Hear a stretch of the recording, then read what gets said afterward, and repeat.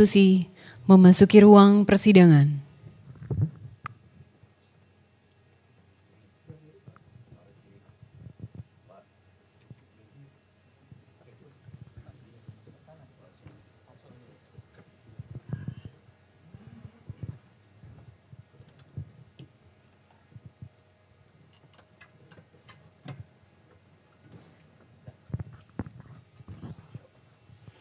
Hadirin disilahkan duduk kembali.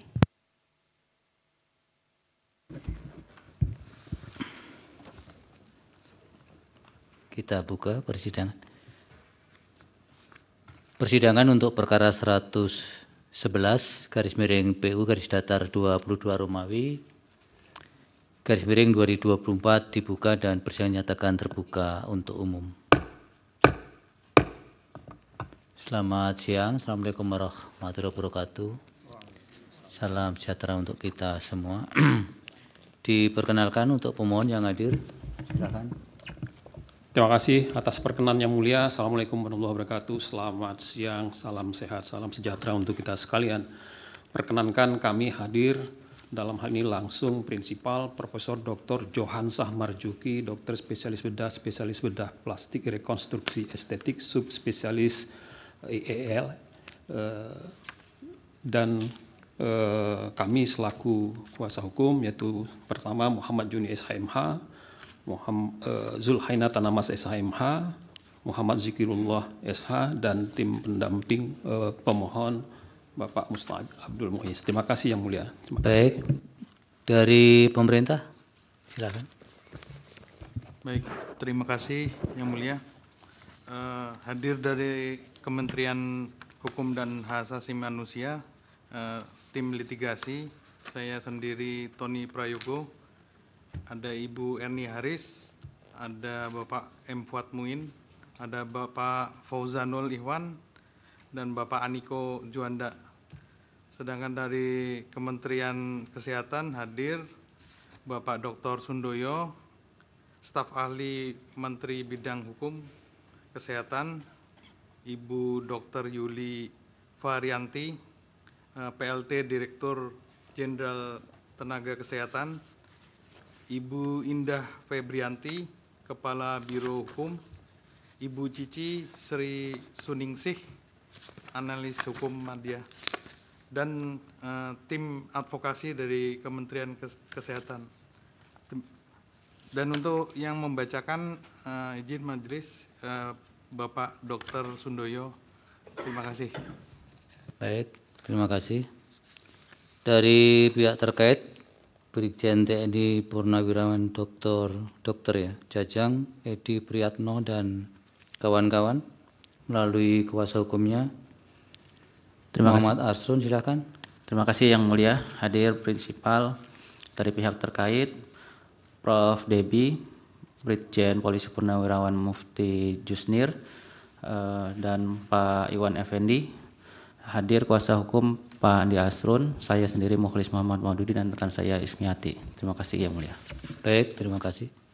Agenda persidangan siang hari ini adalah untuk mendengar keterangan DPR dan Presiden, tapi dari DPR belum bisa hadir dan akan dijadwal ulang untuk pemanggilan kembali. Sementara dari Presiden atau pemerintah sudah siap dengan keterangannya dan akan dibacakan oleh Pak Staf Ahli, Pak Sundoyo ya. Silakan Bapak.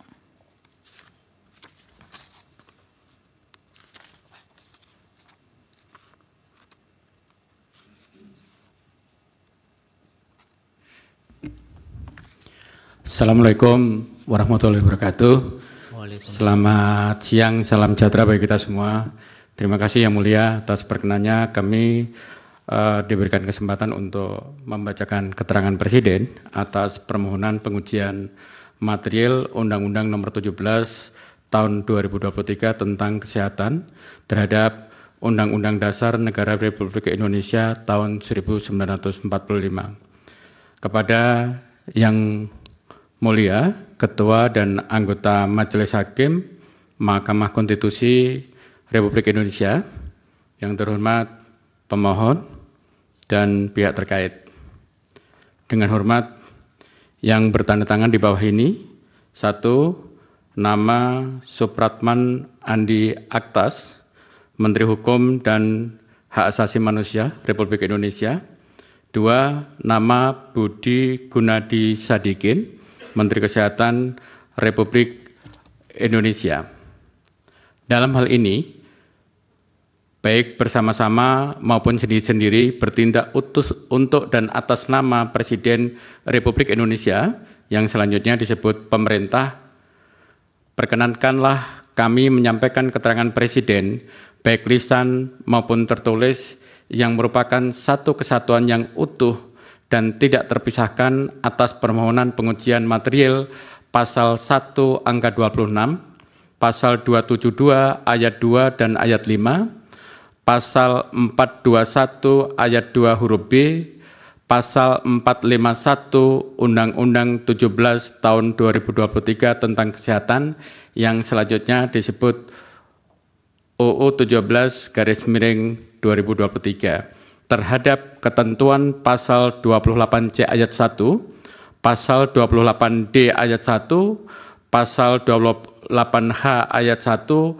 Undang-Undang Dasar Republik Indonesia tahun 1945 yang selanjutnya disebut UUD 1945 di Mahkamah Konstitusi yang dimohonkan oleh Prof. Dr. Johansah Marjuki Dr.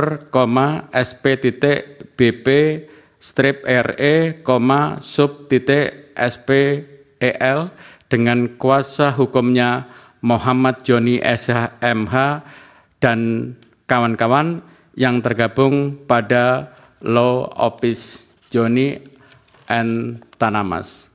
Untuk selanjutnya disebut sebagai pemohon sesuai dengan registrasi pemohon di Kepanitraan Mahkamah Konstitusi nomor 111/PUU-22 Romawi /2024 tanggal 14 Agustus 2024 dengan perbaikan permohonan pada tanggal 10 September 2024 sebagai berikut. Romawi 1, pokok permohonan pemohon. Bisa lanjut ke yang selebihnya dianggap dibacakan Bapak ke halaman 13, tanggapan dalil-dalil saja. Atau Bapak sudah punya ringkasan? Sudah, yang mulia. Berapa halaman? Ada beberapa yang mulia, sekitar 13 sampai 14 halaman. Baik, silakan kalau sudah ada ringkasan. Ya, terima kasih yang mulia. Romawi 1, pokok permohonan pemohon, bahwa pemohon dalam permohonan aku pada pokoknya menguji ketentuan pasal 1 angka 26 sepanjang prasa dan merupakan alat kelengkapan konsil, pasal 272 ayat 2 sepanjang prasa merupakan alat kelengkapan konsil, dan ayat 5 pasal 421 ayat 2 huruf B sepanjang prasa serta etika dan disiplin profesi, dan pasal 451 Undang-Undang 17 2023 yang selengkapnya berbunyi sebagai berikut. Pasal 1 angka 26 sampai dengan alasan pemohon dianggap dibacakan.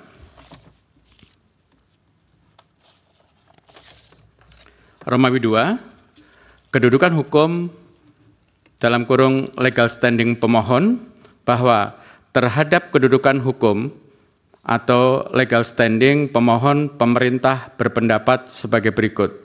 Kedudukan hukum dalam kurung legal standing pemohon angka 1 sampai dengan angka 3 dianggap dibacakan.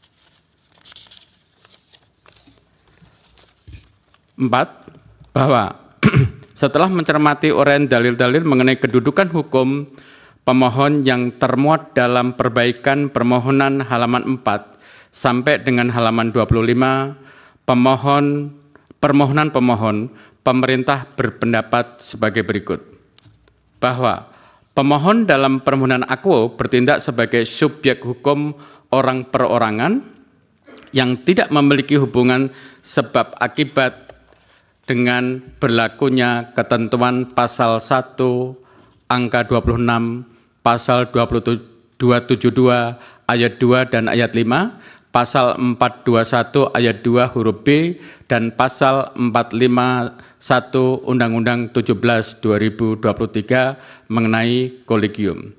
Walaupun dalam permohonan akuo, pemohon mendalilkan sebagai seorang guru besar dan pernah memiliki pengalaman menduduki jabatan sebagai Ketua Kolegium Bedah Plastik Rekonstruksi dan Estetik Indonesia.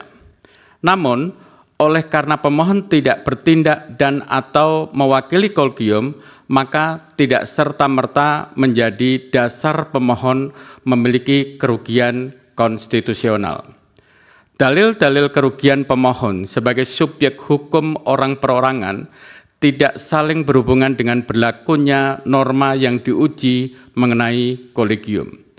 Dalil pemohon lebih pada keluhan, keberatan atau komplain terhadap berlakunya norma dan bukanlah persoalan konstitusional norma, sehingga menurut pemerintah, pemohon tidak memiliki kedudukan hukum atau legal standing dalam mengajukan permohonan akuo dan sudah sepatutnya jika yang mulia Ketua dan anggota Majelis Mahkamah Konstitusi secara bijaksana menyatakan permohonan pemohon tidak dapat diterima. Romawi 3, penjelasan pemerintah terhadap materi yang dimohonkan oleh pemohon. Pemerintah akan langsung membacakan tanggapan terhadap dalil-dalil pemohon mulai dari halaman 9 alinea kedua.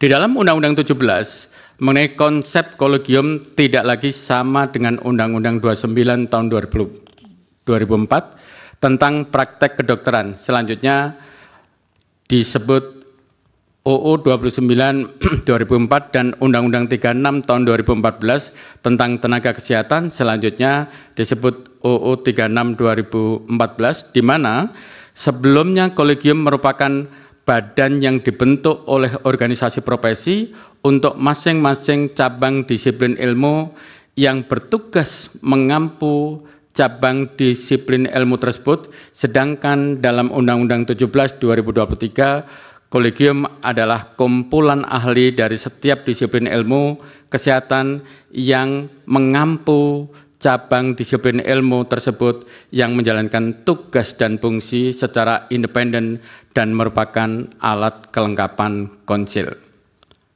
Mengenai konsep kolegium dalam Undang-Undang 29 2004 dan Undang-Undang 36 2014 lebih pada mengedepankan peran organisasi profesi sebagai pembentuk kolegium, sehingga kolegium berada sebagai bagian dari organisasi profesi. Organisasi profesi idealnya fokus dan bertindak sebagai organisasi yang berjuang untuk kesejahteraan anggota dan kepentingan anggota dalam proses pemberian pelayanan kesehatan. Di lain pihak, kolegium juga harus fokus dalam pengembangan keilmuan dan pendidikan. Penyatuan kolegium dan organisasi profesi berpotensi dapat menimbulkan monopoli dan kekuasaan pada suatu badan.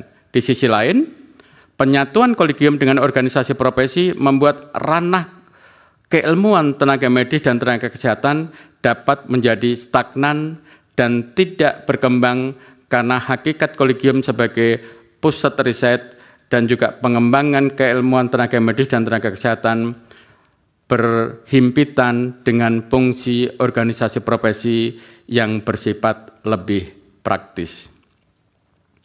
Hal tersebut yang secara logis menjadi dasar perlunya pemisahan kolegium dan organisasi profesi, bahwa terhadap pemisahan kolegium dan organisasi profesi, pemerintah telah melakukan benchmarking di beberapa negara yang pada prinsipnya kolegium terpisah dari organisasi profesi sebagai berikut. Kesatu, di negara Singapura yang menjalankan peran kolegium adalah Specialist Accreditation Board atau SAB yang memiliki fungsi akreditasi dan sertifikasi tenaga medis spesialis dan menyusun standar pendidikan pelatihan spesialis terpisah dengan organisasi profesi Singapore Medical Association yang menaungi profesi tenaga medis dan tenaga kesehatan. Di negara Malaysia, yang menjalankan profesi kolegium adalah Midwifery Board and Nursing Board, yang memiliki fungsi meregistrasi dan mengatur praktik keperawatan _kebidanan terpisah dengan organisasi profesi Malaysian Nursing Association dan National Midwife Society Malaysia. Di negara Thailand, yang menjalankan peran kolegium adalah Royal College, yang memiliki fungsi sertifikasi dan mengembangkan standar pendidikan pelatihan dokter spesialis terpisah dengan organisasi profesi Medical Association of Thailand yang menaungi tenaga medis. Di negara Inggris, yang menjalankan peran kolegium adalah The Academic of Medical Royal College yang memiliki tugas sertifikasi tenaga medis dan penyusunan standar pendidikan. Terpisah dengan organisasi profesi British Medical Association. Di negara Jepang, yang menjalankan peran kolegium adalah Japanese Medical Specialty Board yang memiliki tugas sertifikasi tenaga spesialis dan menyusun standar pendidikan pelatihan terpisah dengan organisasi profesi Japan Medical Association. Di negara Amerika, yang menjalankan peran kolegium adalah American Board of Medical Specialists yang memiliki fungsi sertifikasi tenaga medis dan penyusunan standar pendidikan pelatihan Continue Professional Education Development terpisah dengan organisasi profesi American Medical Association. Sejalan dengan benchmarking di atas mengenai proses kolegium dalam Undang-Undang 17, konsep kolegium dalam Undang-Undang 17 tahun 2023 lebih pada pengembangan keilmuan dan pendidikan tenaga medis dan tenaga kesehatan. Kolegium tidak lagi dibentuk oleh organisasi profesi, melainkan kolegium dapat dibentuk oleh setiap kelompok ahli tiap disiplin ilmu kesehatan untuk mengembangkan cabang disiplin ilmu dan standar pendidikan tenaga medis dan tenaga kesehatan. Keanggotaan kolegium berasal dari para guru besar dan ahli bidang ilmu kesehatan. Kolegium adalah kumpulan ahli dari setiap disiplin ilmu kesehatan yang mengampu cabang disiplin ilmu tersebut yang menjalankan tugas dan fungsi secara independen dan merupakan alat kelengkapan konsil. Sebagai alat kelengkapan konsil, kedudukan kolegium tidak dimaknai berada dan atau bertanggung jawab secara struktural di bawah konsil dalam kurung bukan subordinat konsil. Hubungan antara konsil dan kolegium berkaitan dengan dukungan kolegium terhadap pelaksanaan tugas dan fungsi konsil sebagaimana diatur di dalam pasal 695 ayat 3 PP 28 tahun 2024, yaitu 1. Penerapan standar kurikulum pelatihan yang disusun oleh kolegium. 2. Pelaksanaan evaluasi kompetensi tenaga medis dan tenaga kesehatan warga negara Indonesia lulusan luar negeri dan tenaga medis dan tenaga kesehatan warga negara asing lulusan luar negeri bersama menteri yang menyelenggarakan urusan pemerintah di bidang pendidikan dan kolegium. 3. Pelaksanaan validasi dan pengusulan standar kompetensi yang disusun oleh kolegium untuk ditetapkan oleh menteri. 4. pengusulan standar profesi tenaga medis dan tenaga kesehatan bersama dengan kolegium yang ditetapkan oleh Menteri. 5. Pengusulan jenis dan kelompok tenaga medis dan tenaga kesehatan baru bersama dengan kolegium untuk ditetapkan Menteri. Bahwa dalam melaksanakan tugas tersebut, kolegium harus berkoordinasi dengan Menteri Kesehatan dalam rangka menjamin kesesuaian dengan kebijakan yang ditetapkan oleh Menteri Kesehatan sebagai penyelenggara urusan pemerintahan di bidang kesehatan sesuai dengan Undang-Undang 17, JO, Undang-Undang 39 tahun 2009 tentang Kementerian Negara, JO Perpres 18 tahun 2021, tentang Kementerian Kesehatan. Selain koordinasi yang dilakukan dengan Menteri Kesehatan, kolegium juga menjalankan koordinasi dengan pihak terkait sesuai dengan disiplin ilmunya.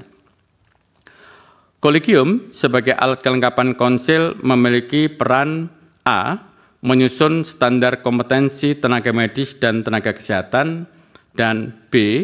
Menyusun standar kurikulum pelatihan tenaga medis dan tenaga kesehatan dalam menjalankan peran kolegium bersifat independen. Kolegium memiliki tugas mengembangkan cabang disiplin ilmu dan standar pendidikan tenaga medis dan tenaga kesehatan dalam melaksanakan tugas. Kolegium menjalankan fungsi A. Menyusun standar kompetensi dan standar kurikulum pelatihan. B. Terlibat dalam penyusunan standar nasional pendidikan tinggi pada pendidikan tinggi tenaga medis dan tenaga kesehatan yang dilaksanakan oleh kementerian yang menyelenggarakan urusan pemerintahan di bidang pendidikan. C. Penyusunan kurikulum pendidikan tinggi tenaga medis dan tenaga kesehatan bersama penyelenggara pendidikan. D. Penyusunan standar profesi bersama dengan konsil untuk ditetapkan oleh Menteri. E. Bekerja sama dengan penyelenggara pendidikan tinggi tenaga medis dan tenaga kesehatan untuk melaksanakan uji kompetensi. F. Penyusunan kajian jenis dan kelompok tenaga medis dan tenaga kesehatan bersama dengan konsil untuk ditetapkan Menteri. G. Penyusunan kompetensi yang beririsan. H. Penyusunan kajian penambahan kompetensi. I. Pelaksanaan evaluasi kompetensi tenaga medis dan tenaga kesehatan warga negara Indonesia lulusan luar negeri, serta tenaga medis dan tenaga kesehatan warga negara asing lulusan luar negeri bersama menteri yang menyelenggarakan urusan pemerintahan di bidang pendidikan dan konsil. Dan J. Pemberian dukungan penyusunan persyaratan dan standar rumah sakit pendidikan. Dalam melaksanakan tugas dan fungsi kolegium memiliki wewenang untuk memberikan sertifikat kompetensi. Selanjutnya, terhadap dalil-dalil pemohon, pemerintah menyampaikan tanggapan sebagai berikut.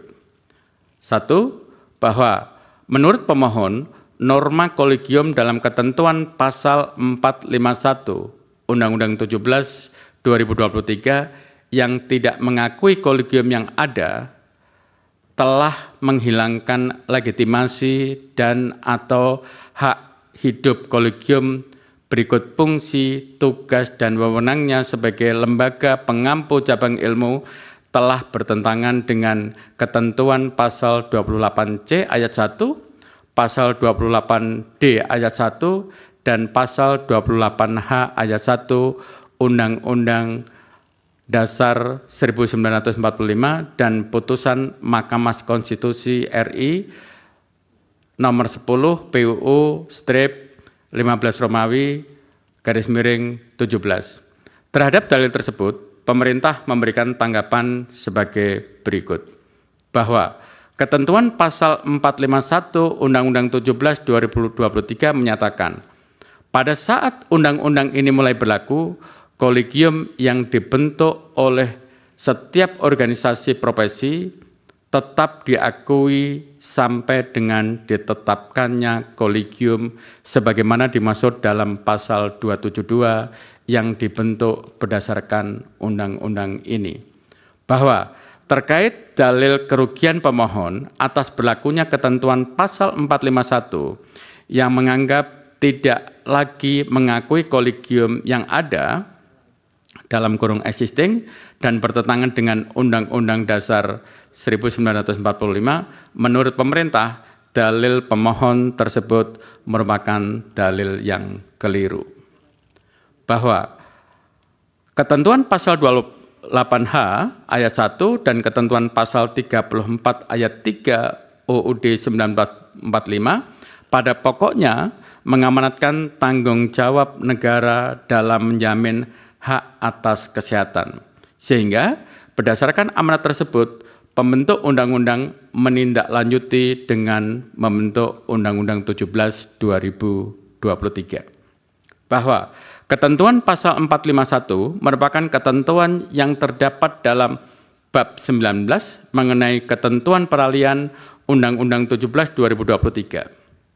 Sesuai lampiran 2, angka 127 mengenai ketentuan peralihan Undang-Undang 12 tahun 2011 tentang pembentukan peraturan perundang-undangan, ketentuan peralihan memuat penyesuaian pengaturan tindakan hukum atau hubungan hukum yang sudah ada berdasarkan peraturan perundang-undangan yang lama terhadap peraturan perundang-undangan yang baru yang bertujuan untuk a.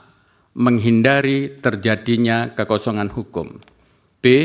menjamin kepastian hukum, c. memberikan perlindungan hukum bagi pihak dalam kurung kolegium yang dibentuk oleh organisasi profesi yang terkena dampak perubahan ketentuan peraturan perundang-undangan, dan d.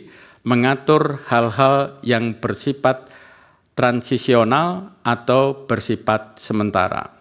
Bahwa ketentuan pasal 451 UU 17 2023 sama sekali tidak menghilangkan kolegium yang ada.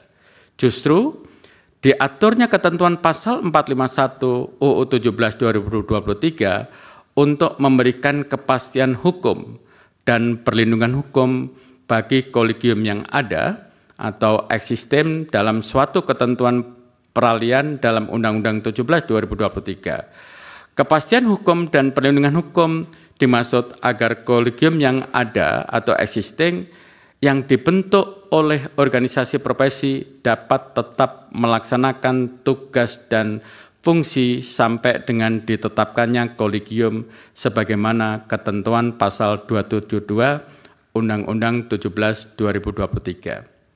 Ketentuan pasal 451 Undang-Undang 17 2023 menjamin pelaksanaan transisi kolegium existing yang dibentuk oleh organisasi profesi menjadi kolegium sebagaimana ketentuan pasal 272 Undang-Undang 17 2023. Bahwa pemerintah tidak memiliki kompetensi atau kewenangan untuk mengintervensi kolegium yang ada. Kolegium tetap melaksanakan tugas dan fungsinya mengampu dan meningkatkan mutu pendidikan cabang disiplin ilmu tersebut yang menjadi wewenang kolegium itu sendiri. Pemerintah hanya berperan dalam administrasi kebijakan. Adanya kerugian pemohon bahwa pemerintah akan mengintervensi independensi kolegium adalah dalil yang tidak berdasar. Diaturnya keberadaan kolegium Undang-Undang 17 2023 memang berbeda dengan kolegium yang diatur di dalam Undang-Undang 29 2004, Undang-Undang 36 2014. Kolegium dalam Undang-Undang 17 2023 lebih pada pengembangan keilmuan dan pendidikan tenaga medis dan tenaga kesehatan. Kolegium adalah kumpulan ahli dari setiap disiplin ilmu kesehatan yang mengampu cabang disiplin ilmu tersebut yang menjalankan tugas dan fungsi secara independen dan merupakan alat kelengkapan konsil. Kolegium tidak lagi dibentuk oleh organisasi profesi, melainkan kolegium dapat dibentuk oleh setiap kelompok ahli tiap disiplin ilmu kesehatan untuk mengembangkan cabang disiplin ilmu dan standar pendidikan tenaga medis dan tenaga kesehatan. Keanggotaan kolegium berasal dari para guru besar dan ahli bidang ilmu kesehatan. Sedangkan kolegium dalam Undang-Undang 29 2004 dan Undang-Undang 36 2014 lebih pada mengedepankan peran organisasi profesi sebagai pembentuk kolegium. Organisasi profesi idealnya fokus dan bertindak sebagai organisasi profesi yang berjuang untuk kesejahteraan anggotanya dan berkaitan dengan sisi pelayanan para profesi tenaga medis dan tenaga kesehatan yang menjadi anggotanya di tengah masyarakat. Di lain pihak, kolegium juga harus fokus dalam pengembangan keilmuan dan pendidikan. Penyatuan kolegium dan organisasi profesi berpotensi dapat menimbulkan monopoli dan kekuasaan pada suatu badan. Di sisi lain, penyatuan kolegium dengan organisasi profesi membuat ranah keilmuan tenaga medis dan tenaga kesehatan dapat menjadi stagnan dan tidak berkembang karena hakikat kolegium sebagai pusat riset dan pengembangan keilmuan tenaga medis dan tenaga kesehatan berhimpitan dengan fungsi organisasi profesi yang bersifat lebih praktis. Hal tersebut yang secara logis menjadi dasar pertimbangan kolegium dan organisasi profesi. Bahwa berdasarkan uraian tersebut, maka tidak terdapat persoalan konstitusional terhadap berlakunya ketentuan pasal 451 Undang-Undang 17 2023 sebagaimana didalilkan oleh pemohon. Justru apabila tidak ada pengaturan pasal 451 Undang-Undang 17 2023, maka terhadap kolegium yang ada dalam kurung existing menjadi tidak jelas kedudukannya, tugas fungsi setelah berlakunya Undang-Undang 17 2003 karena tidak menyesuaikan dengan berlakunya Undang-Undang 17 2023. Bahwa berkaitan dengan diaturnya kolegium menurut Undang-Undang 17 2023 merupakan kebijakan hukum terbuka atau open legal policy pembentuk undang-undang dalam rangka melaksanakan amanat Undang-Undang Dasar 1945. Oleh karena itu, dengan mempersoalkan model atau bentuk kolegium sesuai dengan keinginan dalam permohonan pemohon, hal itu bukanlah persoalan konstitusional norma dan tidak terdapat kerugian yang diderita oleh pemohon dengan berlakunya ketentuan a quo. Bahwa berkaitan dengan dalil pemohon, ketentuan pasal 451 UU 17 2023 juga bertentangan dengan putusan Mahkamah Konstitusi RI nomor 10 garis miring PUU strip 15 Romawi garis miring 2017. Menurut pemerintah, dalil pemohon tersebut merupakan dalil yang keliru. Bahwa dalam putusan Mahkamah Konstitusi nomor 10 garis miring PUU strip 15 garis miring 217 menguji ketentuan pasal 1 angka 4, pasal 1 angka 12, pasal 1 angka 13, pasal 14 ayat 1 huruf A, pasal 29 ayat 3 huruf D, pasal 38 ayat 1 huruf C, Undang-Undang 29 2004 dan pasal 1 angka 20, pasal 5 ayat 2, pasal 7 ayat 8, pasal 8 ayat 4, pasal 11 ayat 1, pasal 24 ayat 1, pasal 36 ayat 2 dan pasal 39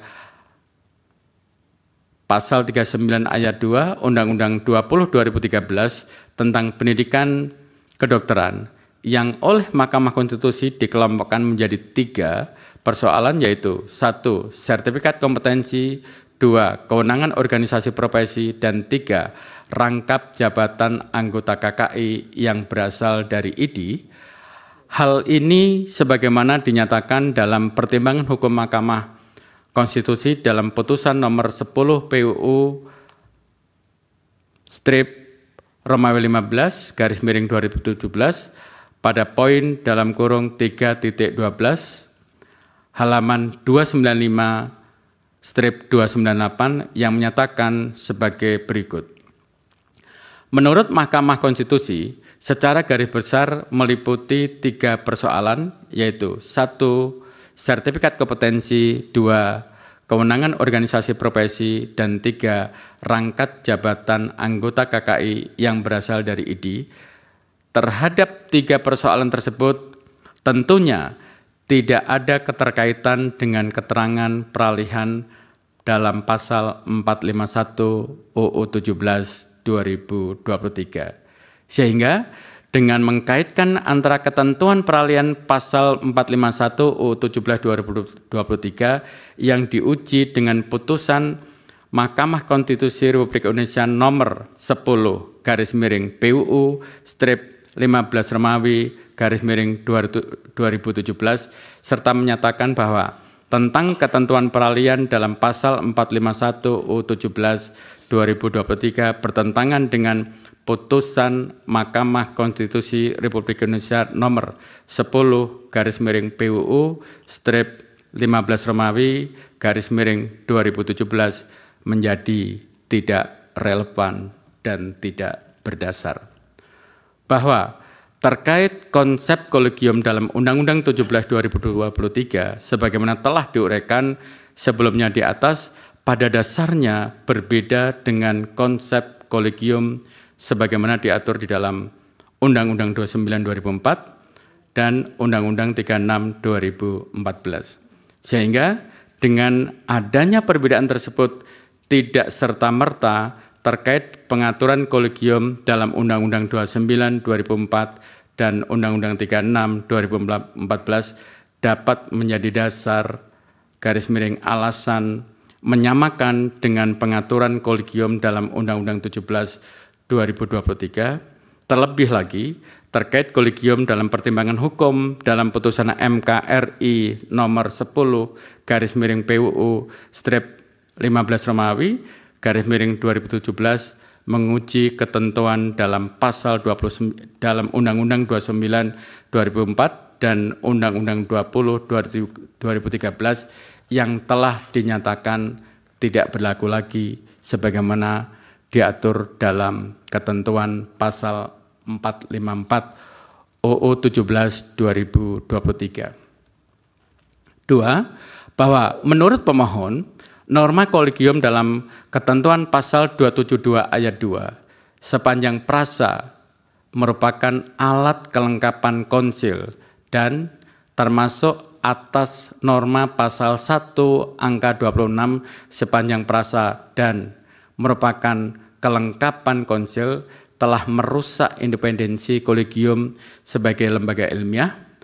Kolegium dalam kendali kekuasaan politik menjadi tidak independen dan bukan lembaga ilmiah lagi. Lembaga ilmiah harus berada di luar lembaga kekuasaan atau lembaga pemerintahan untuk menjamin otentisitas dan validitas ilmu sebagai kebenaran ilmiah evidence-based medicine. Dianggap bertentangan dengan ketentuan pasal 28C ayat 1, pasal 28D ayat 1, dan pasal 28H ayat 1 Undang-Undang Dasar 1945. Terhadap dalil tersebut, pemerintah memberikan tanggapan sebagai berikut. Bahwa ketentuan pasal 1 angka 26 menyatakan kolegium adalah kumpulan ahli dari setiap disiplin ilmu kesehatan yang mengampu cabang disiplin ilmu tersebut yang menjalankan tugas dan fungsi secara independen dan merupakan alat kelengkapan konsil. Bahwa ketentuan pasal 272 ayat 2 menyatakan kolegium sebagaimana dimaksud ayat 1 merupakan alat kelengkapan konsil dan dalam menjalankan perannya bersifat independen. Bahwa konsil merupakan lembaga non-struktural yang dalam menjalankan perannya bersifat independen, Konsil berkedudukan di bawah dan bertanggung jawab kepada Presiden melalui Menteri.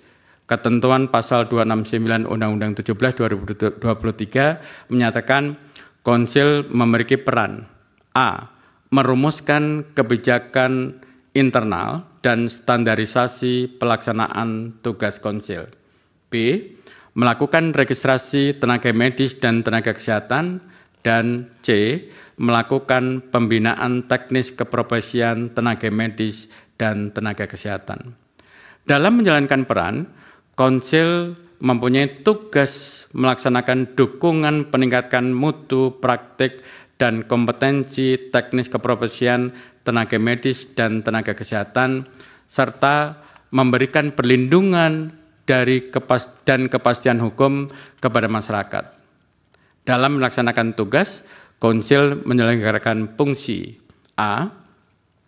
Pelaksanaan registrasi dan pengelolaan data STR. B. Penetapan kompetensi yang beririsan. C. Penetapan percabangan disiplin ilmu. D. Pelaksanaan keputusan pemberian sanksi disiplin. E. Perumusan dan penetapan kebijakan internal. F. Penetapan standar kurikulum pelatihan yang disusun oleh kolegium. G. Pelaksanaan evaluasi kompetensi tenaga medis dan tenaga kesehatan warga negara Indonesia lulusan luar negeri dan tenaga medis dan tenaga kesehatan warga negara asing lulusan luar negeri bersama menteri yang menyelenggarakan urusan pemerintahan di bidang kesehatan, di bidang pendidikan, dan kolegium. H. Pelaksanaan validasi dan pengusulan standar kompetensi yang disusun oleh kolegium untuk ditetapkan oleh menteri. I. Pengurusan standar profesi tenaga medis dan tenaga kesehatan bersama dengan kolegium yang ditetapkan oleh menteri. Dan C. Pengusulan jenis dan kelompok tenaga medis dan tenaga kesehatan baru bersama dengan kolegium untuk ditetapkan menteri. Dalam melaksanakan tugas tersebut, Konsil memiliki wewenang untuk menerbitkan, menonaktifkan, dan mencabut STR tenaga medis dan tenaga kesehatan. Dalam rangka melaksanakan tugas, fungsi, dan kewenangan, Konsil didukung oleh kolegium. Kolegium adalah kumpulan ahli dari setiap disiplin ilmu kesehatan yang mengampu cabang disiplin ilmu tersebut, yang menjalankan tugas dan fungsi secara independen dan merupakan alat kelengkapan Konsil. Sebagai alat kelengkapan Konsil, kedudukan kolegium tidak dimaknai berada dan atau bertanggung jawab secara struktural di bawah Konsil atau bukan subordinat Konsil. Untuk itu, hubungan antara kolegium dan Konsil berkaitan dengan dukungan kolegium terhadap pelaksanaan tugas dan fungsi Konsil, yaitu A. Penetapan standar kurikulum pelatihan yang disusun oleh kolegium. B. Pelaksanaan evaluasi kompetensi tenaga medis dan tenaga kesehatan warga negara Indonesia lulusan luar negeri dan tenaga medis dan tenaga kesehatan warga negara asing lulusan luar negeri bersama menteri yang menyelenggarakan urusan pemerintahan di bidang pendidikan dan kolegium. C. Pelaksanaan validasi dan pengusulan standar kompetensi yang disusun oleh kolegium untuk ditetapkan oleh menteri. D. Pengusulan standar profesi tenaga medis dan tenaga kesehatan bersama dengan kolegium yang ditetapkan oleh menteri. Dan E. Pengusulan jenis dan kelompok tenaga medis dan tenaga kesehatan baru bersama dengan kolegium untuk ditetapkan menteri. Dalam melaksanakan sebagian dari tugas Konsil tersebut, kolegium memiliki peran A. Menyusun standar kompetensi tenaga medis dan tenaga kesehatan, dan B. Menyusun standar kurikulum pelatihan tenaga medis dan tenaga kesehatan. Dalam menjalankan peran kolegium bersifat independen, Kolegium memiliki tugas mengembangkan cabang disiplin ilmu dan standar pendidikan tenaga medis dan tenaga kesehatan. Dalam melaksanakan tugas, Kolegium menjalankan fungsi A. Menyusun standar kompetensi dan standar kurikulum pelatihan. B. Terlibat dalam penyusunan standar nasional pendidikan tinggi pada pendidikan tinggi tenaga medis dan tenaga kesehatan yang dilaksanakan oleh kementerian yang menyelenggarakan pemerintahan di bidang pendidikan. C. Menyusun kurikulum pendidikan tinggi tenaga medis dan tenaga kesehatan bersama penyelenggara pendidikan. D. Penyusunan standar profesi bersama dengan konsil untuk ditetapkan oleh Menteri. E. Bekerja sama dengan penyelenggara pendidikan tinggi, tenaga medis, dan tenaga kesehatan untuk melaksanakan uji kompetensi. F. Penyusunan kajian jenis dan kelompok tenaga medis dan tenaga kesehatan bersama dengan konsil untuk ditetapkan Menteri. Penyusunan kompetensi yang beririsan. Dan H. Penyusunan kajian penambahan kompetensi. I. Pelaksanaan evaluasi kompetensi tenaga medis dan tenaga kesehatan warga negara Indonesia lulusan luar negeri, serta tenaga medis dan tenaga kesehatan warga negara asing lulusan luar negeri bersama Menteri yang menyelenggarakan urusan pemerintahan di bidang pendidikan dan konsil. Dan C. Pemberian dukungan penyusunan persyaratan dan standar rumah sakit pendidikan. Bahwa dalam melaksanakan tugas dan fungsi tersebut, Kolegium memiliki wewenang untuk menerbitkan sertifikat kompetensi. Bahwa kedudukan Kolegium dalam mendukung pelaksanaan tugas dan fungsi konsil bukanlah dalam struktur di bawah konsil, namun kedudukan sejajar dalam pelaksanaan setiap tugas dan fungsi masing-masing. Bahwa pelaksanaan tugas dan fungsi konsil pada prinsipnya didukung dengan keberadaan Kolegium. Sebagai contoh, dalam pelaksanaan evaluasi kompetensi tenaga medis dan tenaga kesehatan warga negara Indonesia lulusan luar negeri dan warga negara asing lulusan luar negeri melibatkan Kolegium, di mana hal ini perlu dilakukan karena Kolegium sebagai pengampu disiplin ilmu akan berperan dalam penerbitan sertifikat kompetensi. Selanjutnya, dalam pengusulan jenis dan kelompok tenaga medis tenaga kesehatan baru kepada Menteri Kesehatan.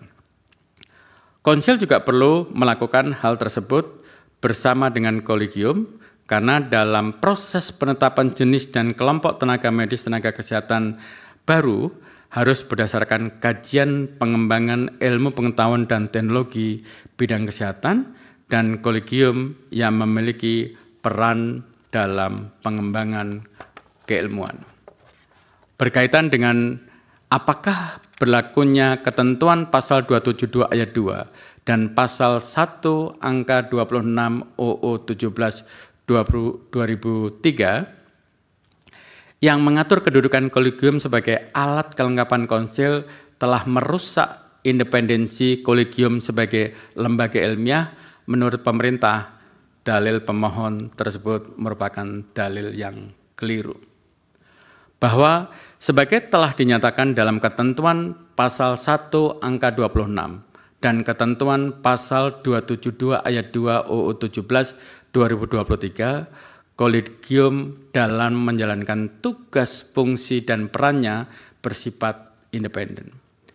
Independensi Kolegium ada pada dan ditentukan oleh kelompok ahli dari setiap disiplin ilmu kesehatan yang mengampu cabang disiplin ilmu tersebut dalam menjalankan tugas, fungsi, dan perannya secara independen. Bersifat independen tersebut dimaksudkan agar Kolegium yang beranggotakan guru besar dan ahli bidang ilmu kesehatan dalam menjalankan tugas, fungsi, dan perannya dalam pengembangan keilmuan dan pendidikan tenaga medis tenaga kesehatan dilakukan secara profesional dan berintegritas. Secara konseptual, prinsip independensi adalah masalah trust yang dibangun di atasnya dalam rangka menjalankan rule of law yang bertanggung jawab dan bebas dari intervensi. Bahwa kedudukan kolegium sebagai alat kelengkapan konsil tidak dimaknai berada dan atau bertanggung jawab secara struktural di bawah konsil, karena hubungan antara kolegium dan konsil berkaitan dengan dukungan kolegium terhadap pelaksanaan tugas, fungsi, dan kewenangan konsil. Karena dalam menjalankan peran kolegium bersifat independen. Bentuk dukungan kolegium terhadap pelaksanaan tugas, fungsi, kewenangan konsil tersebut yaitu diaturnya kedudukan kolegium dalam organisasi konsil yang merupakan unsur pimpinan konsil, bahwa sesuai ketentuan pasal 694 ayat 3 PP 28 2024, konsil selanjutnya disebut Konsil Kesehatan Indonesia dalam kurung KKI. Pimpinan KKI terdiri dari unsur pemerintah, profesi tenaga medis dan tenaga kesehatan, kolegium, dan masyarakat.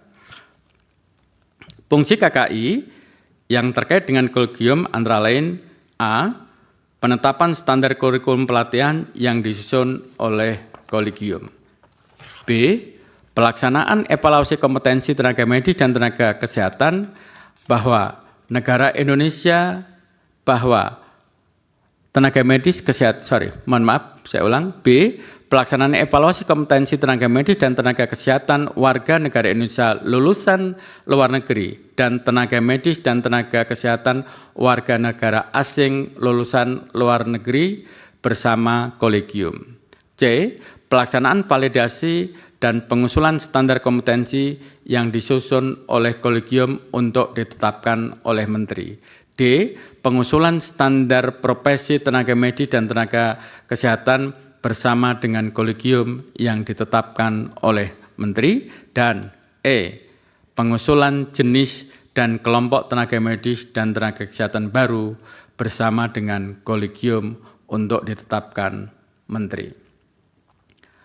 Dari fungsi tersebut, kolegium sebagai alat kelengkapan konsil selanjutnya melaksanakan peran, tugas, dan fungsinya secara independen. Bahwa kolegium dalam melaksanakan perannya harus berkoordinasi dengan Menteri Kesehatan dalam rangka menjamin kesesuaian dengan kebijakan yang ditetapkan oleh Menteri Kesehatan. Dilakukannya koordinasi antara kolegium dan pemerintah dilakukan agar terciptanya kesesuaian pelaksanaan tugas fungsi kolegium dengan kebijakan pemerintah untuk mencapai tujuan pembangunan kesehatan. Bahwa berdasarkan orian tersebut, diaturnya ketentuan pasal 272 ayat 2 dan pasal 1 angka 26 Undang-Undang 17 2023 yang mengatur kedudukan kolegium sebagai alat kelengkapan konsil sama sekali tidak merusak independensi kolegium sebagai lembaga ilmiah. Kolegium tetap melaksanakan tugas dan fungsinya dalam mengampu cabang disiplin ilmu tersebut dan menjalankan tugas dan fungsinya secara independen. Dengan demikian, ketentuan pasal 272 ayat 2 dan pasal 1 angka 26 Undang-Undang 17 tidaklah bertentangan dengan UUD 1945.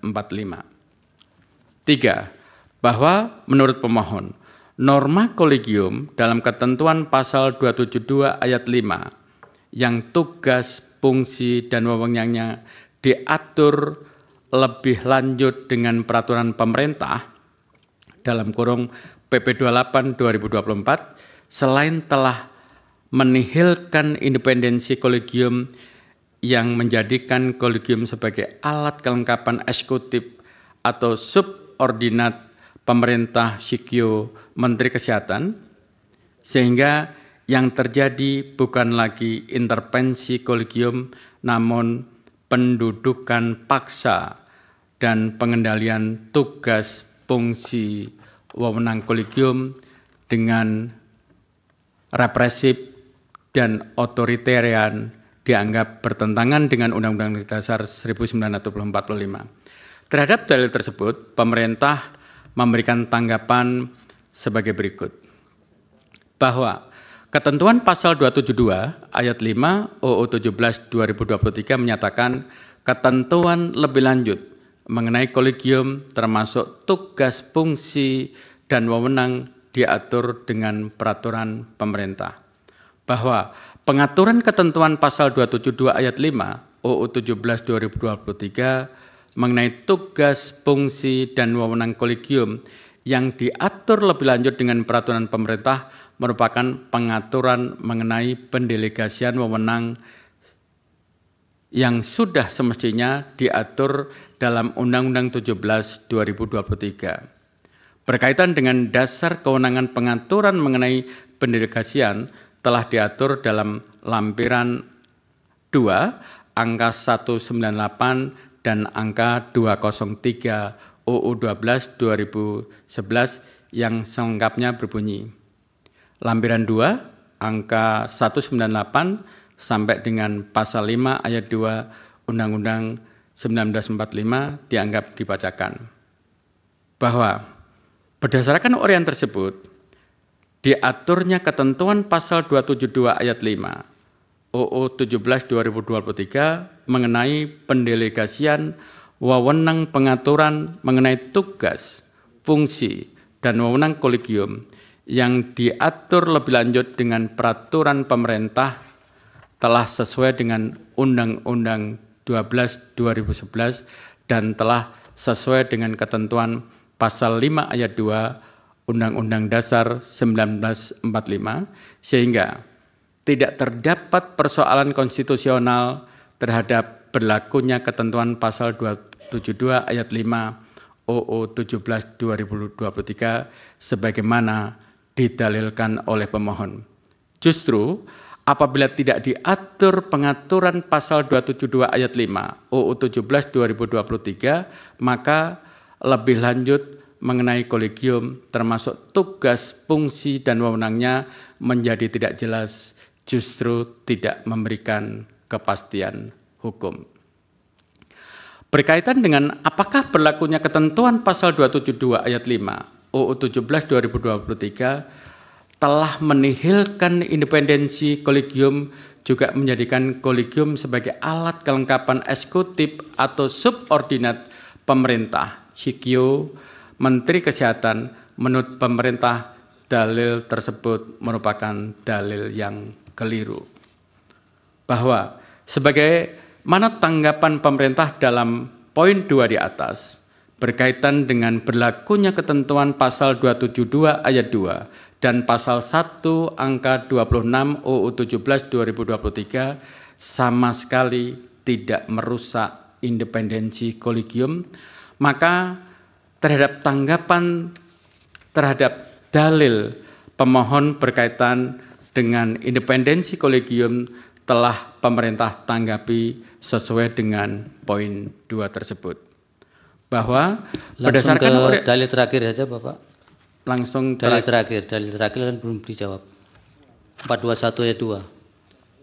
421 ayat 2. Halaman 2. Ya Bapak kan buat ringkasan. Oke. Angka 4 bahwa menurut pemohon ketentuan pasal 421 ayat 2 huruf B sepanjang frasa serta etika dan disiplin profesi adalah bertentangan dengan UUD 1945. Oleh karena itu, pemerintah pusat dan pemerintah daerah tidak memiliki wewenang dalam hal pengawasan etika dan disiplin profesi tenaga medis dan tenaga kesehatan karena bukan merupakan organisasi profesi dengan mekanisme pengawasan oleh peer group yang terkait dengan norma etika, Kode Etik Kedokteran Indonesia, dan dengan mekanisme pengaduan dan pemeriksaan melalui Majelis Kehormatan Etika Kedokteran dalam kurung MKEK dianggap bertentangan dengan pasal 28C ayat 1, pasal 28D ayat 1, dan pasal 28H ayat 1 UUD 1945.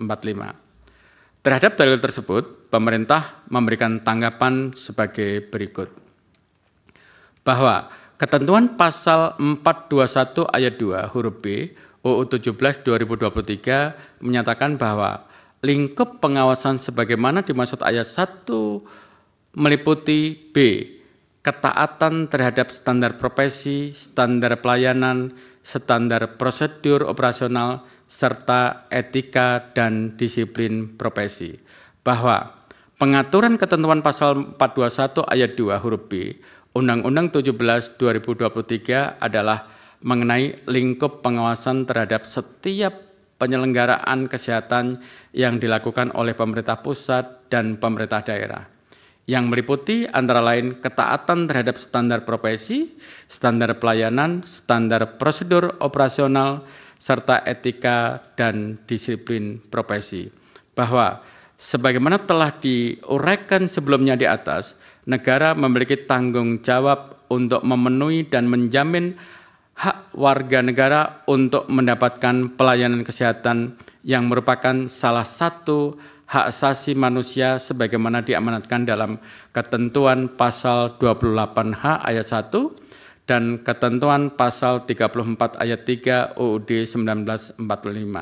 Oleh karena itu, sebagai tanggung jawab negara dalam memenuhi dan menjamin hak atas kesehatan tersebut dibentuk Undang-Undang 17 2023.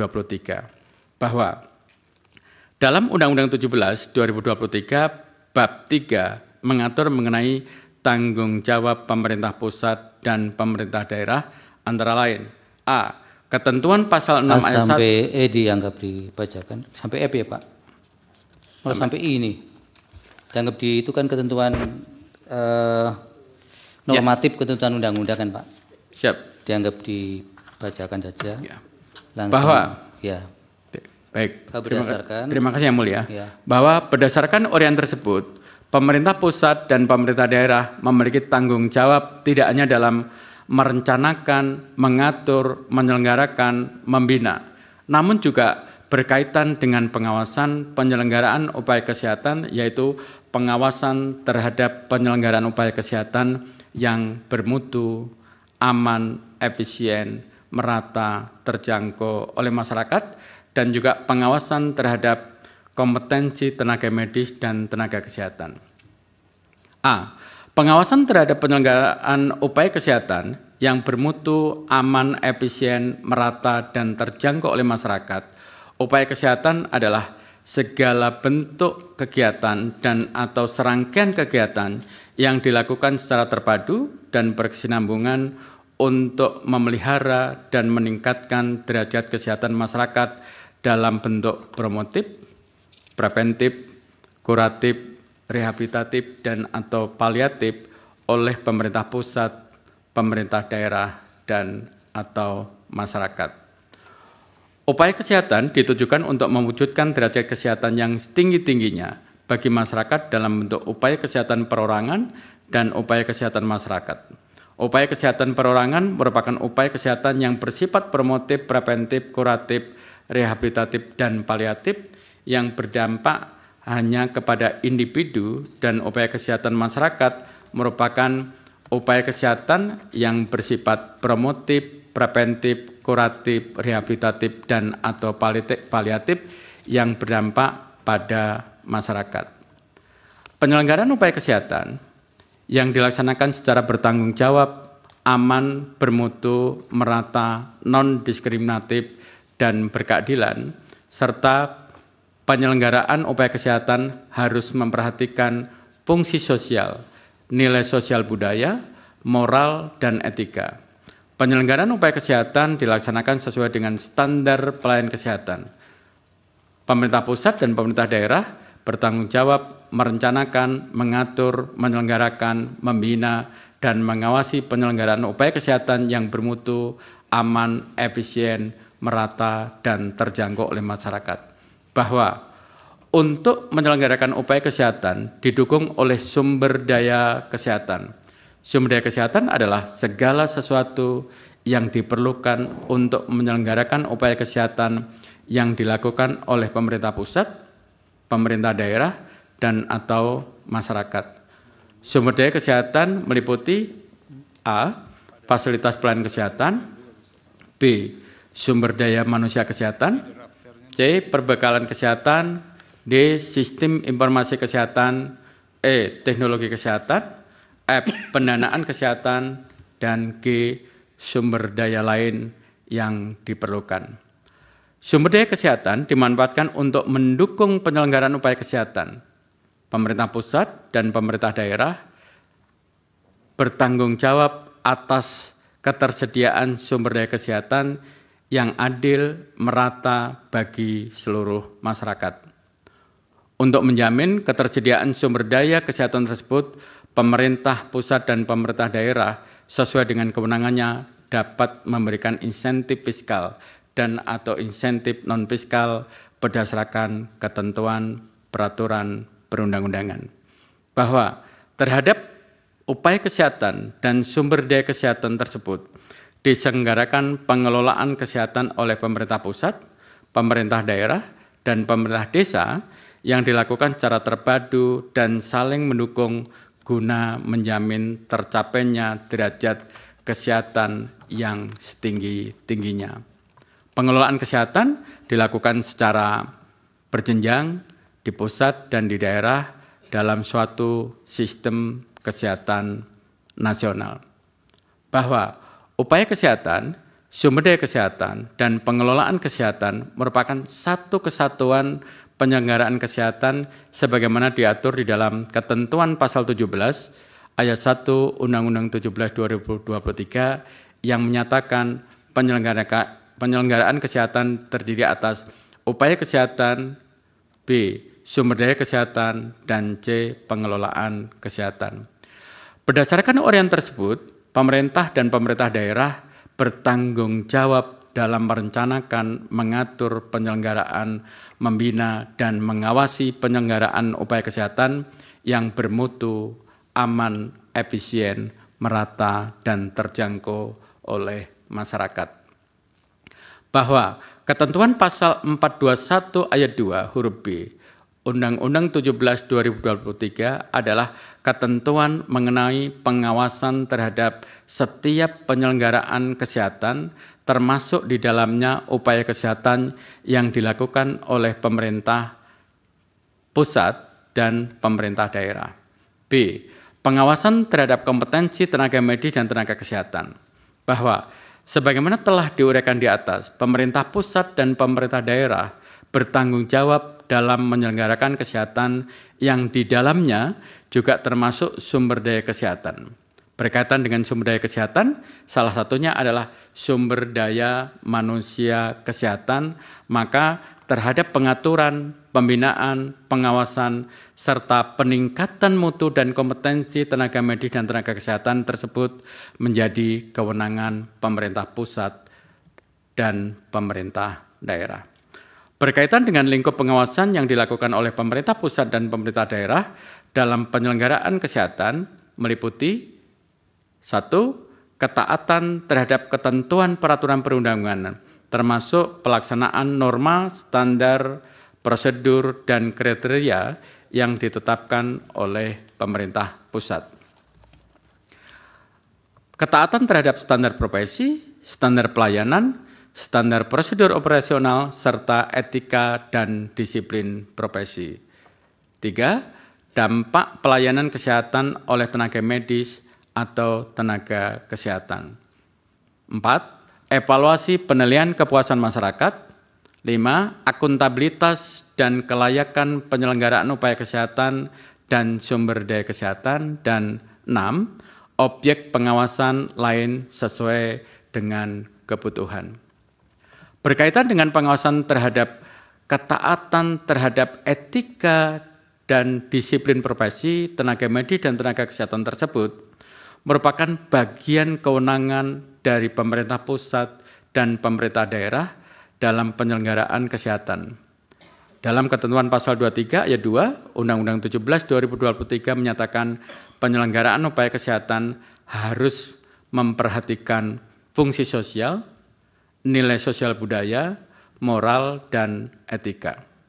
Bahwa etika, garis miring kode etik, disiplin profesi merupakan norma hukum pada dasarnya adalah sebuah kaidah atau tata nilai yang memberikan arahan bagi manusia untuk berperilaku baik dalam hubungannya dengan sesama manusia dan lingkungan sekitarnya. Salah satu perbedaan antara etika dan norma hukum adalah pada kekuatan mengikat dan sanksinya. Kekuatan mengikat etika terhadap manusia relatif lemah, bahkan dapat dikatakan mengandalkan sifat sukarela. Hal ini berkaitan dengan jenis sanksi dari etika yang relatif sulit untuk dipaksakan penerapannya. Adapun norma hukum memiliki daya ikat yang lebih kuat bagi manusia karena norma hukum memiliki mekanisme untuk memaksakan sanksi pelanggarnya dengan menggunakan kekuatan negara.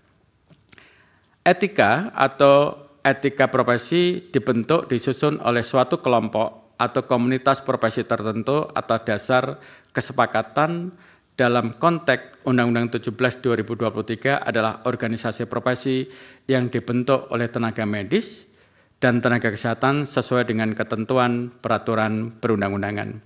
Etika profesi merupakan seperangkat prinsip dan norma yang mengikat profesi dalam memberikan pelayanan kesehatan terbaik kepada pasien. Bahwa dalam tujuan utama ilmu pengetahuan termasuk di dalamnya adalah ilmu pengetahuan kedokteran dan tenaga kesehatan adalah memuliakan kehidupan manusia. Profesi ilmu pengetahuan tenaga medis dan tenaga kesehatan menjadi istimewa setidaknya di hadapan hukum karena ilmu pengetahuan tenaga medis dan tenaga kesehatan dan praktiknya memiliki kaitan yang signifikan dengan kesehatan, bahkan kehidupan, garis miring keselamatan manusia. Oleh karena profesi tenaga medis dan tenaga kesehatan merupakan profesi yang istimewa dalam hubungannya dengan nyawa manusia, maka sudah sewajarnya tenaga medis dan tenaga kesehatan dalam memberikan pelayanan kesehatan harus memperhatikan etika profesi yang dibentuk garis miring disusun oleh organisasi profesi. Adapun berkaitan dengan disiplin profesi pada dasarnya merupakan etika yang khusus berlaku bagi orang atau kelompok orang tertentu yang melakukan praktek profesi tertentu. Namun, dengan bentuk dan kekuatan sanksi yang lebih tegas dibanding sanksi etika pada umumnya, meski tetap lebih lunak dibandingkan sanksi hukum. Sanksi yang diancamkan oleh suatu disiplin profesi relatif lebih keras dibandingkan sanksi etika pada umumnya, karena sanksi disiplin berkaitan dengan dapat atau tidaknya pemegang profesi tertentu untuk terus memegang dan menjalankan profesinya. Dalam profesi ini berkaitan dengan ketaatan terhadap aturan-aturan dan atau ketentuan penerapan keilmuan dalam pelaksanaan praktik yang dilakukan oleh tenaga medis dan tenaga kesehatan. Setiap tenaga medis dan tenaga kesehatan dilarang melakukan pelanggaran disiplin profesional tenaga medis dan tenaga kesehatan. Pengaturan disiplin profesi tenaga medis dan tenaga kesehatan bertujuan untuk A. Memberikan perlindungan kepada masyarakat. Dianggap dibacakan itu, Pak. Bisa langsung dalam rangka pengawasan ini, Pak. Dalam rangka pengawasan. Baik. Dalam rangka pengawasan, penyelenggaraan kesehatan Menteri, Gubernur, atau Bupati Wali Kota dapat dibantu tenaga pengawas bidang kesehatan. Tenaga pengawas adalah aparatur sipil negara dan memiliki kompetensi pengawasan di bidang kesehatan yang diperoleh melalui pelatihan serta diangkat dan ditugaskan melakukan pengawasan di bidang kesehatan oleh pejabat yang berwenang sesuai dengan ketentuan peraturan perundang-undangan.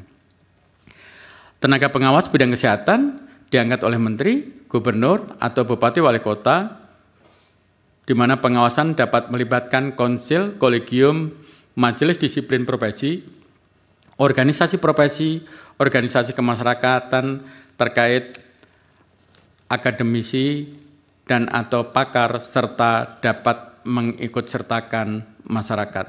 Berkaitan dengan pengawasan ketaatan terhadap pelaksanaan standar profesi, standar pelayanan, standar prosedur operasional, serta etika dan disiplin profesi, tenaga medis dan tenaga kesehatan sesuai dengan ketentuan pasal 16 UU 17 2023, pemerintah pusat dibantu oleh konsil dan atau kolegium.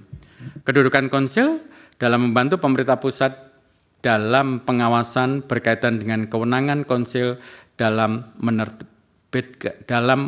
menerbitkan, menonaktifkan, dan atau mencabut STR tenaga medis dan tenaga kesehatan, sedangkan kedudukan kolegium dalam membantu pemerintah pusat dalam pengawasan berkaitan dengan kewenangan kolegium dalam menerbitkan sertifikat kompetensi. Berdasarkan seluruh uraian tersebut, pemerintah pusat dan pemerintah daerah memiliki kewenangan berkaitan dengan pengawasan penyelenggaraan kesehatan yang menjadi tanggung jawabnya sebagaimana dimaksud ketentuan pasal 28H ayat 1 dan ketentuan pasal 34 ayat 3 UUD 1945. Pengawasan tersebut juga meliputi ketaatan terhadap standar profesi, standar pelayanan, standar prosedur operasional, serta etika dan disiplin profesi sebagaimana diatur dalam ketentuan pasal 421 ayat 2 huruf B UU 17 2023 agar standar profesi, standar pelayanan, standar prosedur operasional, serta etika dan disiplin profesi tersebut ditaati dan dilaksanakan oleh tenaga medis dan tenaga kesehatan untuk memberikan A. Memberikan perlindungan kepada masyarakat, B. Mempertahankan dan meningkatkan mutu pelayanan kesehatan, dan C. Menjaga kehormatan profesi. Sehingga menurut pemerintah terhadap dalil pemohon yang menyatakan ketentuan pasal 421 ayat 2 huruf B sepanjang prasa serta etika dan disiplin profesi adalah bertentangan dengan Undang-Undang Dasar 1945, oleh karena pemerintah pusat dan pemerintah daerah tidak memiliki wewenang dalam hal pengawasan etika dan disiplin profesi, tenaga medis dan tenaga kesehatan, karena merupakan kewenangan organisasi profesi, merupakan dalil yang keliru dan tidak mendasar. Sedangkan berkaitan dengan dalil pemohon dalam petitum petitum yang memohon agar Mahkamah memakai ketentuan pasal 421 ayat 2 huruf B Undang-Undang 17 2023 sepanjang prasa serta etika disiplin profesi berdasarkan dengan bertentangan dengan Undang-Undang 1945 dan tidak mempunyai kekuatan hukum mengikat sehingga ketentuan pasal 421 ayat 2 huruf B Undang-Undang 17 2023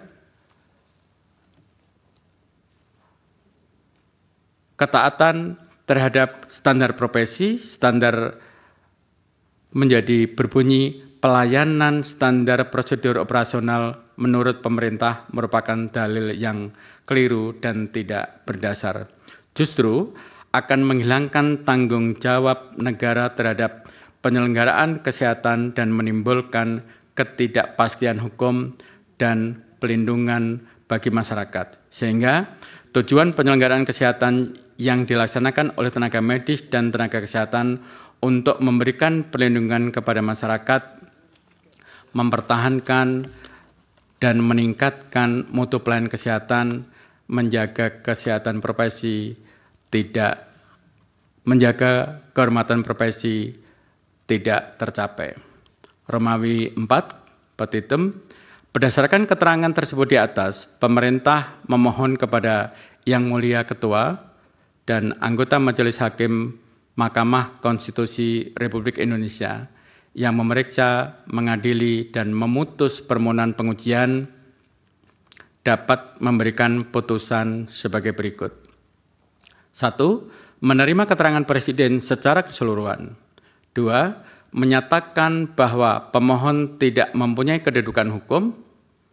3. Menolak permohonan pemohon untuk seluruhnya atau setidak-tidaknya menyatakan permohonan pemohon tidak dapat diterima. 4. Menyatakan ketentuan pasal 1 angka 26, pasal 272 ayat 2 dan ayat 5, pasal 421 ayat 2 huruf B, dan pasal 451 Undang-Undang Nomor 17 Tahun 2023 tentang Kesehatan tidak bertentangan dengan Undang-Undang Dasar Negara Republik Indonesia tahun 1945. Demikian kami sampaikan atas perkenan dan perhatian Yang Mulia Ketua dan anggota Majelis Hakim Mahkamah Konstitusi Republik Indonesia diucapkan terima kasih.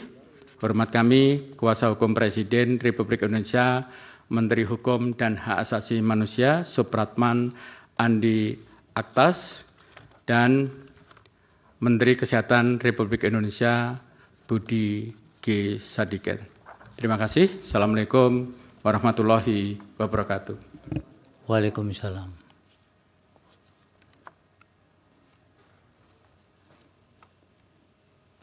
Dari Yang Mulia Hakim, ada yang ditanyakan?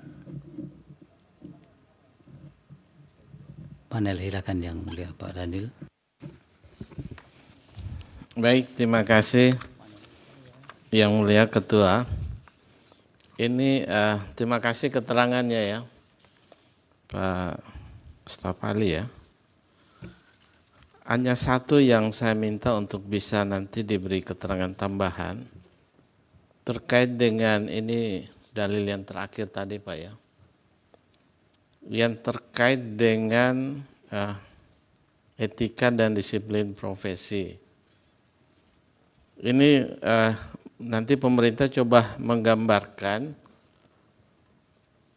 posisi kolegium atau KKI sebelum dan setelah perubahan ini dengan undang-undang yang terbaru ya. Yang kedua, kalau sekiranya khusus untuk etika dan disiplin profesi itu tidak merupakan bagian dari pengawasan pemerintah, kira-kira kelemahannya di apa? Nah, saya kira itu dua hal yang nanti bisa ditambahkan dalam keterangan tambahan. Terima kasih Yang Mulia. Baik, Yang Mulia. Prof. Eni, silakan Prof. Baik, terima kasih Yang Mulia Pak Ketua.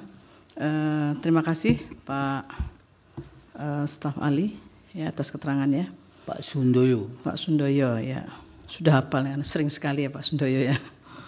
Pak Sundoyo, ini pasal 451 ini kan bagian dari ketentuan peralihan ya. Yang saya ingin nanti dapatkan keterangan tambahan dari pemerintah ya. Ini adalah berkaitan dengan apa sebetulnya hal yang melatar belakangi munculnya pasal 451, kemudian 451 itu bisa berbunyi kolokium yang saat ini ada existing itu tetap diakui. Kenapa kemudian kalau dia dalam ketentuan peralihannya ini tidak dirumuskan, artinya menyesuaikan dengan ketentuan atau undang-undang yang ada, tetapi kemudian dibuat rumusannya dengan frase tetap diakui sampai dengan terbentuknya kolokium berdasarkan pasal 272. Hal apa yang membedakannya sesungguhnya antara kemudian yang tetap diakui ini dengan yang akan terbentuk sesuai dengan undang-undang yang yang dimohonkan pengujian ini. Karena ini sebenarnya sumber persoalannya di sini ini. Seolah-olah ini barang yang sudah tidak dibutuhkan lagi lah, kurang lebih seperti itu ya. Nah, sejauh ini sebetulnya seperti apa ya kondisi atau kemudian peran fungsi dari kolokium yang ada ini ya. Kemudian harus seolah-olah ini tetap diakui itu ada unsur keterpaksaan seperti kurang lebihnya begitu Pak ya. Nah ini tolong dijelaskan lebih detail ya bagaimana kemudian rumusan pembahasan terkait dengan 451 itu kalau kemudian dirujuk ke pasal 272 ya. Nah kemudian yang di 272 ini kan sebetulnya masih mengakui bahwa kolokium itu juga independen begitu. Tetapi hanya diletakkan atau merupakan alat kelengkapan konsil ya. Nah ini kemudian hubungannya bagaimana dengan yang terdahulu, apakah memang tidak ada korelasi atau hubungannya antara kolokium itu dengan konsil seperti itu. Itu mohon nanti bisa dijelaskan karena poin utamanya letaknya di persoalan ketentuan peralihan ini awalnya. Itu saja dari saya, terima kasih. Kalau ada sekaligus risalah sidangnya termasuk naskah akademiknya. Terima kasih. Iya, baik. Itu ya Pak Sundoyo, staf ahli. Tadi saya juga ingin minta ditambahkan naskah akademik dan pembahasannya karena kenapa yang dipilih kok prase merupakan alat kelengkapan konsil itu, kolegium itu. Karena kan unsur daripada konsil sendiri kan sebenarnya kolegium juga. Padahal unsur kolegium harus independen, konsil harus independen.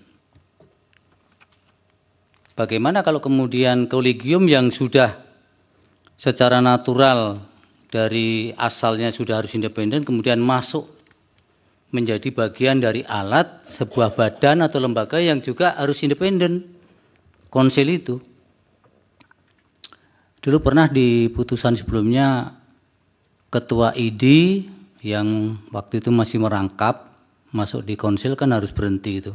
Karena apa? Karena independensi daripada konsil itu tidak boleh berpartisipan daripada salah satu organ lain. Oleh karena itu kan kemudian disuruh memilih salah satu kan Pak Sundoyo. Nah oleh karena itu ini kolegium juga bagian dari di rumahnya sendiri sudah harus independen. Ketika masuk menjadi bagian daripada lembaga lain, konsil, yang di sana juga harus independen juga. Bagaimana kalau masih tali temali begitu kan? Nah oleh karena itu kita cari asbabul nuzulnya kenapa menggunakan diksi atau prase alat kelengkapan itu. Sehingga di situ seolah-olah mengandung sebuah makna bahwa ini ada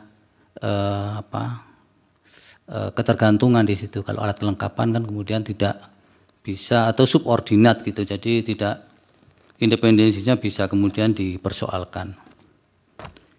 Itu saja sih dari saya, Pak Sundoyo. Pak mau dijelaskan ataukah nanti akan ditambahkan dalam keterangan tertulisnya? Terima kasih Yang Mulia. Apa yang tadi ditanyakan oleh Yang Mulia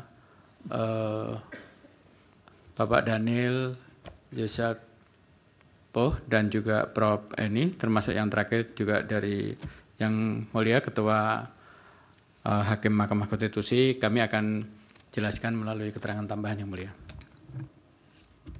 Baik, terima kasih. Kemudian ini seharusnya masih keterangan pihak terkait ya di persidangan yang akan datang. Jadi atau Pak Joni sudah siap dengan ahlinya? Atau tidak mengajukan? Terima kasih Yang Mulia. Atas perkenan Yang Mulia kami menjadwalkan mendatangkan ahli dan saksi yaitu 4 orang dan 3 orang Yang Mulia. Terima kasih.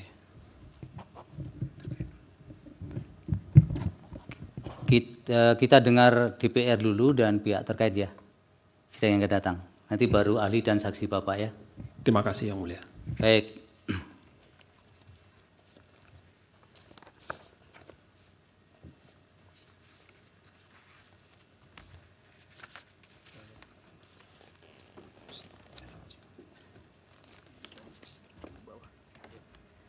Untuk memberi kesempatan kepada pihak terkait dan DPR yang akan oleh Mahkamah panggil lagi, sidang ditunda hingga hari Selasa tanggal 5 November 2024 pukul 13.30. Agendanya mendengar keterangan DPR, kemudian pihak terkait Brigjen TNI Jajang Edi Priyatno dan kawan-kawan, dan kemudian baru sidang berikutnya kita jadwalkan untuk ahli dan saksi dari pemohon. Para pihak supaya hadir tanpa dipanggil karena sudah merupakan pemberitahuan resmi.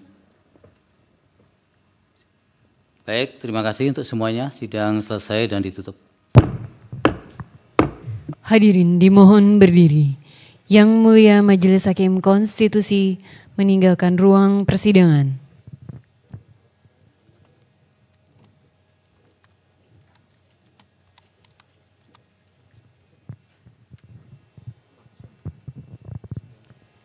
Hadirin disilahkan duduk kembali. Hadirin yang kami hormati, demikianlah persidangan untuk perkara nomor 111/PUU _22 Romawi _2024 telah selesai.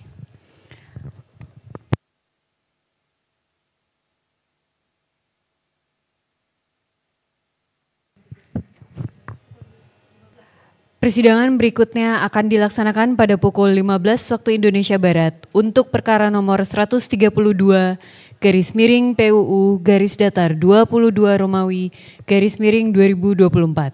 Terima kasih, selamat sore.